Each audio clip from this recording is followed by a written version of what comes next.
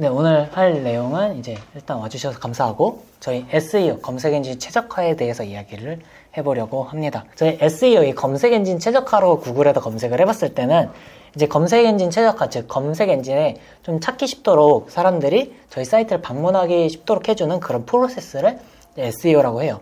그냥 SEO라고 하면은 서치 엔진 뭐 이런 식으로 얘기를 하는데 제가 영어를 잘 몰라가지고 일단은 웹문서 최적화, 웹사이트 최적화 등으로 저희가 불리고 있죠. 그래가지고 좀 쉽게 풀었으면 어려워. 이게 웹사이트 최적화가 뭐고 뭐 웹문서는 뭐고 하는데 그냥 쉽게 풀었으면은 검색 엔진이 요구하는 사항들을 잘 지키는 것이라고 생각하면 됩니다. 네, 그래서 만약에 저희가 다음에다 노출하고 싶다 그러면 다음 SEO라고 부르는 거고 구글에다 노출하고 싶다 그러면은 구글 SEO라고 부르게 되는 거고 그 다음에 네이버에 노출하고 싶다 그러면 네이버 SEO라고 부르기도 하고 이런 것들을 다른 말로 로직이라도 부르기도 하죠. 이제 로직에 맞춰서 글을 쓴다. 그런 것들을 다 SEO 안에 포함되어 있는 거죠. 그래서 노출을 원하는 포털 사이트에서 SEO에 맞춰서 작성을 하거나 좀 SEO 작업을 한다고 하면은 이제 노출이 많아지니까 이제 방문자가 많아지고 그리고 나서 방문자가 많아지면 뭐가 많아질까요? 수익이. 그쵸, 수익이 많아지죠. 그러면은 어느 포털 사이트에 SEO에 맞춰서 작성하면 좋나요? 라고 물어볼 수 있어요. 어디 쪽으로 추천을 하고 싶나요? 어느 쪽으로? 그쵸. 네, 좋습니다. 되도록이면 이 구글 SEO에 맞춰서 작성하는 것을 추천을 드리고요. 다른 검색 엔진이 구글 SEO를 많이 따라가요. 처음에는 다음 같은 경우에 되게 낙후되어 있다가 지금 네이버를 따라가고 있죠. 근데 이 네이버가 따라가는 거는 이제 구글을 많이 따라가고 있어요. 네이버 내에서도 스니펫이라는 개념이 없었는데 스니펫이라는 게 생겼고 그 다음에 네이버만 노출이 되던 게 그런 걸 풀어주면서 이제 티스토리나 웹사이트들도 많이 노출을 해주고 워드프레스 같은 경우에도 많이 노출이 되고 있어요. 저 같은 경우에는 이 SEO에 맞춰서 쓰니까 구글에다가만 노출을 했는데 오히려 네이버까지 노출이 돼가지고 그런 식으로 수익을 얻어가기도 했었죠.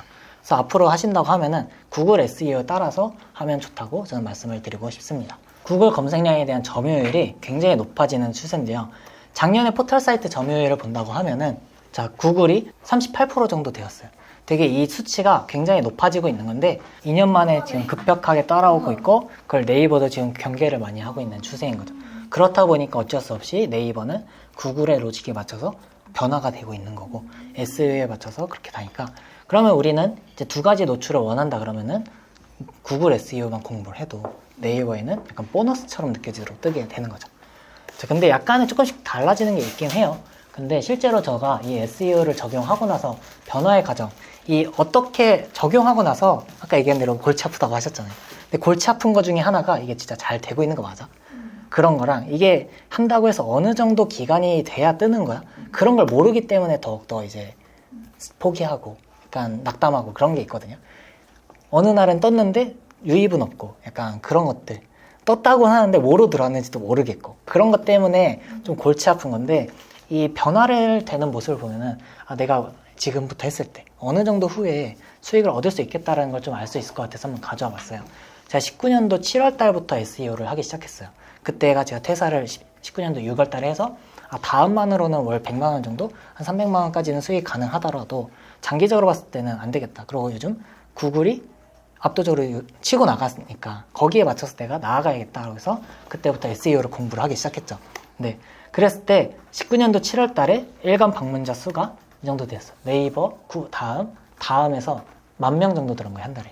그리고 나서 구글이 저 정도 된 거예요. 저 월간이죠? 네, 월간이요. 네, 월간 7월 달에. 얼마나 7월 달에. 네? 얼마나 썼었어요? 이때요? 이때 글 많이 안 썼어요. 카카오톡에서 유입이 많네. 카카오톡도 2,000명이라 되네. 네네네. 별로 없는 거죠. 그래서 제가 이때 수익이 7월 달에가 70만 원 정도였던 거죠. 일단은 다음에서 검색이 많았는데 이때부터 SEO라는 존재를 알았고 그럼 구글 SEO를 공부를 하자 해서 적용을 하기 시작했죠. 그래가지고 8월 달, 한 달이 지났어요. 그러니까는 이제 네이버 검색이랑 구글 검색이 조금씩 들어오기 시작하는 거예요. 네. 그리고 나서 한 달이 더 지났어요. 9월 달쯤 됐을 때 이제 네이버로 많이 들어왔죠. 하시면 됩니다. 하면 돼요. 그리고 나서 이제 구글 검색이 아직 없는데 그리고 나서 또 3개월 정도가 또 지났어요. 열심히 구글 노출에 맞춰서 로직에 맞춰서 꾸준히 하다 보니까 그제서야 이제 네이버 검색 이런 식으로 많이 들어오게 됐고요. 맞아요. 저품질 됐어요. 반대로 구글 SEO나 네이버 SEO에 맞춰서 쓰면은 다음에서 저품질이 돼요. 로직이 안 맞거든요. 그래서 저는 지금 다음 저품질이에요. 그러면서 또 1년이 지나니까 이런 식으로 구글에서 지금 또 들어오고 있는 거예요. 구글에서만 이제 19,000명 정도 한 달에, 다음 검색을 했을 때 10,000명이었는데 한 달에 지금 또 늘어났죠. 이런 식으로. 그리고 기타 유입도 보면은 이건 약간 꿀팁인데, 네, 기타 유입 보면은 내부 링크, 전면 광고 같은 걸 이때부터 활용을 하기 시작한 거예요. 내부적으로, SEO적으로 보면 내부 링크 같은 걸 많이 사용을 해야 되는데, 내 블로그 안에서 계속 놀게 하다 보니까 기타 유입이 저렇게 많아진 거예요. 이런 식으로 진행이 된 거죠. 그리고 나서 실시간으로 지금도 네, 구글에서 들어오고 있는 거죠. 그러네. 와, 네. 개발. 저는 이제 티스토리는 구글로 노출이 되고 네이버로 노출이 되는데, 순서를 다시 보면 아시겠지만 다음에서 노출이 안 되기 시작하면은 네이버로 먼저 가고요. 네이버에서 노출이 안 되기 시작하면은 구글로 가요. 근데 네이버를 안 거치고 갈 수도 있는데 대부분 종착지는 구글로 많이 가더라고요. 그래서 처음에는 다음으로 시작해서 수익을 내는 것도 중요해요. 근데 이게 되는지 안 되는지도 모르면은 기운 빠지거든요. 네, 그렇기 때문에 다음으로 먼저 해보시면서 티스토리가 그래서 유리한 거예요. 네, 다음 노출이 한번 되기 때문에. 그리고 나서 네, 이따가 또 하나 꿀팁을 알려드릴게요. 이거 관련해서. 그러면 이제 구글에 노출을 하려면 어떻게 해야 하나요? 라고 물어볼 수 있어요. 이제 구글 SEO에 맞춰서 글을 작성을 하는 게 아니라 구글 SEO에 맞춰서 사이트부터 점검을 해야 돼요. 여러분의 포스팅 쓰는 것도 좋지만 여러분의 블로그가 SEO에 맞춰서 이제 잘 세팅이 되어 있는지, 그런 것도 굉장히 중요하거든요. 티스토리는 어느 정도 한계가 있는데 그래도 그 한계 안에서 맞출 수 있는 것들이 굉장히 여러 가지가 있어요. 그런 것들도 좀 말씀을 드릴 거고, 사이트부터 점검을 해야 된다. 그래서 구글 검색 엔진의 노출 방법은 일단 필수로 구글에다가 사이트 등록을 해야겠죠. 검색 엔진 등록 다 하셨죠? 네, 좋습니다.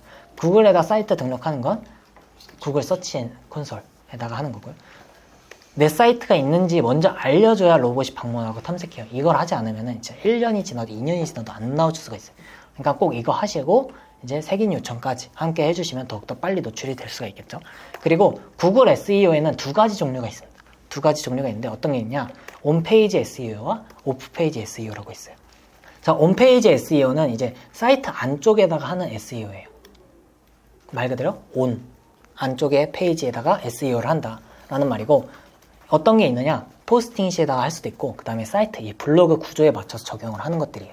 그러고 반대로 오프페이지 SEO는 말 그대로 밖에서, 온 말고 밖에서 하는 SEO고, 사이트 밖에서 하는 SEO고, 체류 시간이나 외부 링크, 검색어로 어떻게 들어왔는가로 이런 SEO가 측정이 됩니다. 200개 정도가 있어요. 이런 구글 SEO에 맞춰서 쓰는 게 대략적으로. 근데 200개도 200개지만 그 중에 꼭 해야 되는 게 있고 이건 안 해도 되는 것들이 있어요. 저 같은 경우는 그 200개를 다 공부하지 않았거든요. 그때는 200개가 넘는다라고만 알았지 뭐가 있다라고는 저도 몰랐어요. 그래서 저는 구글 SEO 노출을 노릴 때 꼭 했던 거 일단 필수로 5가지만 먼저 뽑아봤는데요. 일단은 HTTPS, 이거 보안이죠. 웹사이트 접속 시 보안에 취약하면 이제 SEO에서 엄청난 감점을 받게 돼요. 그러니까 이 HTTPS 설정을 꼭 해야 되는데, 티스토리 같은 경우에는 무료로 자동으로 해주지만 나중에 워드프레스 같은 걸 하신다고 하면은 그때는 이제 이거를 비용을 주고서라도 해야 돼요. 1년에 한 30만 원 정도 하는 데도 있고 무료로 하는 데도 있는데, 일단 할 수 있다라고 하면 꼭 해주는 게 중요한 거죠. 그래서 HTTP만 나온다고 하면 보안 설정이 안 되어 있는 거고, HTTPS라고 하면은 보안 설정이 되어 있는 거를 이야기를 해요. 자, 그리고 페이지 스피드라고 있어요. 페이지 스피드가 굉장히 중요한데, 이 사이트가 굉장히 중요해요. 사람들이 딱 들어왔을 때 내 페이지가 얼마 만에 로딩이 되는가, 그리고 이 들어왔을 때 정보가 얼마나 빨리 보이는가, 그런 것들이 굉장히 중요하거든요. 저희는 이제 플러스 8위의 민족이죠. 그래서 구글도 이 8위를 좋아합니다. 그래서 구글은 유저 입장을 많이 생각을 해요. 구글이 유저 입장을 많이 생각하는 이유는 일단 플랫폼이기 때문에 사람들을 많이 잡아둬야 돼요. 저희가 검색을 했을 때 오늘 2023년인데도 2009년대께 나온다? 그러면은 딴 데로 이동을 하겠죠. 그런 것 때문에 유저 입장을 생각해서 편리성, 그 다음에 뭐 사이트 검색했을 때 정확도, 그런 걸 굉장히 민감하게 생각해요. 그런데 그 중에서 사이트 속도가 빠르다? 그러면 유저가 좋아한다라는 거죠. 그래서 이 사이트를 꼭 지켜야 되는데, 아까 얘기하다 보니까 번외로 또 꿀팁이 나왔는데, 최신성이 있어야 된다 하잖아요. 구글 다음 같은 경우에는 이 글을 수정을 하면 안 되지만, 구글 같은 경우에는 반대로 수정을 해주는 게 좋습니다. 왜냐? 최신 정보가 업데이트가 되었기 때문에. 그런 것들을 글 작성 날짜로만 봤을 때는 그냥 오늘 작성 날짜, 어제 작성 날짜로만 보이는데 이 소스 코드를 까보는 게 있어요. 페이지 소스 코드라는 게 있는데 마우스 오른쪽 해서 페이지 소스 코드라는 걸 보면은 데이 날짜가 있어요. 언제 썼는지, 언제 수정했는지 그런 것까지 구글이 다 알고 있습니다. 그렇기 때문에 만약에 글을 쓴다고 하면은 이제 자 유튜브나 어디서 관리만 했다라고 하는 것들이 이제 그런 수정, 발행 해주는 것들을 이야기를 했던 거죠. 지금 날짜도 바꾸시나요? 네. 네. 이거 완전 유료에서 얘기하던 거긴 한데, 네. 오늘 얘기 다 하겠습니다. 네. 그런 식으로 이제 수정하고, 이제 최신성으로 유치를 해줘야 되는 거죠. 그러니까 아까 보았을 때 그런 거죠. 아까 다음에서 저품질이 걸리는 이유가 수정을 자주 하니까. 근데 다음에선 노출이 많이 되는 거죠. 어딜 가져갈 거냐. 전략적으로 가야 되는 거예요. 그래서 처음엔 다음 노출하다가, 그 다음에 구글로 넘어가는 시기인 거죠. 자, 그러면 이제 사이트를 어떻게 측정을 하는가도 중요하죠. 이 내 사이트가 느린지 아닌지. 내가 직접 들어갔을 때는 당연히 내 사이트니까 빠르게 느껴질 수 있어요. 하지만 남들이 들어갔을 때는 답답할 수가 있거든요. 그래서 구글에서 제공하는 스피드 인사이트 툴이 있습니다. 이 페이지 스피드 인사이트라는 게 있는데 이 사이트에 들어가서 보시면은 이런 식으로 나와요. 이렇게 나와 있는데 여기서 로그인 주소를 넣고 돌리면은 이제 분석해서 어떤 것들이 느린지, 어떤 오류가 있는지 이런 것들을 보여줘요. 근데 이거를 어떤 건지 알고 하면은 이제 내가 뭘 고쳐야 되는가를 알 수 있거든요. 그래서 보았을 때 FCP는 이제 가장 빨리 콘텐츠가 표시되는 지표예요. 너가 이제 딱 사람들이 들어왔을 때 콘텐츠가 가장 눈앞에 빨리 보이는가. 그러면은 뭔가 로딩이 되고 있다, 안 되고 있다 사람들이 알 수 있는데 저희 것처럼 아까 딱 했는데 아무것도 안 뜨고 가만히 있으면 이게 로딩이 되는지 안 되는지 모르기 때문에 이탈해버리는 거죠. 그러면은 지수적으로도 안 좋기 때문에 이런 것들을 체크를 하는 거고요. LCP 같은 경우에는 가장 큰 콘텐츠가 표시되는 시간이에요. 썸네일 같은 게 저희가 가장 큰 콘텐츠 중에 하나일 수 있겠죠. 그런 것들이 표시되는 시간인데 큰 콘텐츠가 빨리 표시되면 빨리 표시될수록 좋은데 코드는 위에서부터 아래로 읽거든요. 그러면 썸네일이 밑에 있는 것보다 위에 있는 게 더욱더 좋을 수가 있겠죠. 왜냐 더 빨리 뜨니까. 로딩이 더 빨라지니까. 그래서 위에다 넣는 게 있고요. 콘텐츠 레이아웃이 밀리는 지표라는 게 있어요. 이거 CLS라고 했을 때 저희 지금 강의안이 없는데 지금 다 얘기를 그냥 다 드리는 거예요. CLS 같은 경우에는 콘텐츠 레이아웃이 밀리는 지표라고 해서 이제 저희 반응형 광고 같은 거 많이 넣으면 이 지표가 안 좋게 됩니다. 왜 그러냐? 고정형 광고 같은 경우에는 300에 250이라는 정확한 사이즈 고정으로 크기를 지정을 해놔요. 그렇기 때문에 콘텐츠가 사람들이 딱 들어왔을 때 이렇게 밀리지가 않아요. 저희도 예전에 뭐 인터넷 검색하다 보면은 읽고 있는데 갑자기 글이 밀리는 경험 한 번쯤 있잖아요. 그런 것들을 이제 안 좋은 유저 경험이라고 해서 이런 것들에 대해서 수정을 해라. 지표를 알려주고 그 다음에 수정하면은 더욱더 SEO적으로 좋아지게 되는 거죠. 그래서 반응형 같은 경우에는 고정형 광고 반대로 이제 어느 크기에서 뜰지 몰라요. 그렇기 때문에 글이 다 뜨고 나서 뜹니다. 그래서 처음엔 접혀 있다가 글이 뜨고 나서 광고가 이렇게 펴지는 식인 거예요. 그러면은 밑에 있는 글들은 밀리겠죠. 그래서 만약에 반응형 광고 같은 걸 넣을 거다 하고 하면은 위쪽보다 밑에 쪽에다 넣는 게 좋겠죠. 저는 그래서 항상 이 서론에다가 서론이 끝나고 광고가 하나 들어갈 때는 반응형을 넣어줘요. 그래야 안 밀리니까. 네. 클릭률이 위에서 높은데 거기다가 반응형 광고를 넣자니 그러면 SEO적으로 안 좋고. 그래서 생각한 건 저는 이 300에 250 사이즈를 맨 위 서론에다가 넣는다. 라고 이제 해서 그렇게 틀을 짜놓고 글을 써요. 고정형을요? 네, 고정형을요. 반응형이 마셔가지고. 네, 서론 밑에. 아 밑에. 네, 저희 있으면은 제목, 그 다음에 서론, 그 다음에 광고 들어가잖아요. 그래서 여기 서론 다음에 광고에다가 이제 고정. 네, 고정형을 넣는 거죠. 자, 그 다음은 세 번째는 H 태그예요. H 태그인데 이 H 태그는 말 그대로 헤딩 태그라고 합니다. 블로그를 구성하는 단락이에요. 사이트의 뼈대 같은 역할을 하는 건데 이 포스팅, 티스토리에서 포스팅을 할 때는 이 제목, 저 부분을 많이 씁니다. 포스팅 할 땐 저걸 많이 쓰고 그 다음에 뼈대의 기본 구성은 H1에서 H4까지 있어요. 근데 이거를 포스팅 내에서만 생각을 하면 되는 게 아니라 제가 아까 얘기했죠. 그 사이트에 대한 구성을 먼저 점검을 해야 된다 라고 했기 때문에 H1부터 H4까지 우리가 포스팅을 글을 쓸 때 어떤 태그를 선택할지에 따라서 SEO 점수가 다르게 적용이 됩니다. 그래서 만약에 H1으로 블로그 이름을 쳤다? 그러면은 H2에서는 포스팅 제목으로 써줘야 돼요. 만약에 H1이라는 걸로 포스팅 제목도 같이 썼다 그러면은 충돌이 되기 때문에 SEO적인 점수가 깎이게 돼요. 자, 이렇게 보면 또 헷갈리니까 이렇게 식으로 봐볼게요.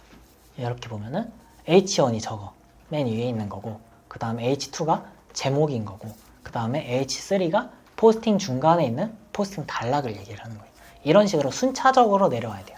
그러면은 H3 저기 밑에 있는 단락을 하나 더 나눈다 라고 하면은 그때 뭘 넣어야 될까요? 네, H4를 넣어줘야 되죠.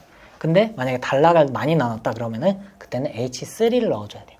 H3는 여기서 보면은 제목 2번인가 그럴 거예요. 제목 2번인가요? 제목 2번이 아마 H3 맞아요. 네, H3죠. H3로 그게 될 거예요. 그런 식으로 저는 제목 2만 씁니다. 그래서 글 쓸 때는. 근데 블로그 제목이 이거 1을 H1이에요. 아예 안 쓰세요? 제목 1은 이제 사이트 구성에서 쓰죠. 블로그 구성에서. 그러면 그거는 스킨 편집에 들어가셔서 작성을 해줘야 돼요. 저 같은 경우에는 그래서 저 오가닉 스킨 같은 경우에는 이런 식으로 세팅이 돼 있어요. SE에 맞춰서. 쓰고 있어요, 오가닉. 네네네. 이것저것 다 쓰다가 써봤는데. 네. 오. 그래서 저는 SEO를 알고 그 스킨을 만든 거예요. 최대한 노출이 빨리 되시라고. 그래가지고 이거를 많이 헷갈려 하시더라고요. 근데 이거는 이제 구글에서 이야기를 한 거고, 네 번째는 파비콘이에요. 파비콘 다들 아시죠? 이제 파비콘을 이제 만들어서 꼭 해야 되는데, 이게 만약에 없다고 하면 유령 사이트로 인식을 해가지고, 유령 사이트는 너네 관리를 안 하는구나 라고 생각을 해요.